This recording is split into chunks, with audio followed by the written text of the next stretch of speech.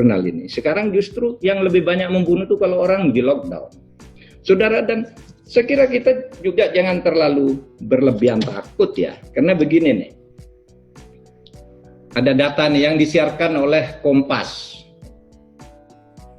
Berapa korban orang mati di dunia ini karena penyakit. Saya katakan di Indonesia itu orang mati setiap hari 4.884 orang rata-rata. Setiap hari. Yang mati karena corona dari tanggal 1 Januari sampai dengan 31 sampai akhir April itu 131 hari itu sehari rata-rata cuma 17.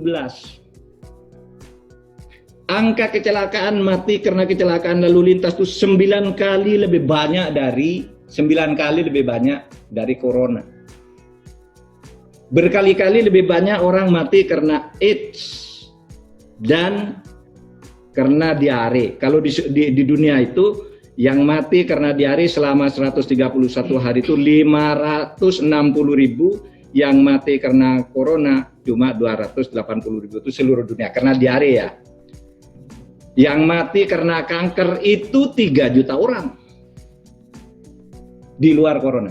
Maksud saya, saudara, jangan entengkan corona. Kita harus anggap ini, tetapi jangan juga menjadi takut betul.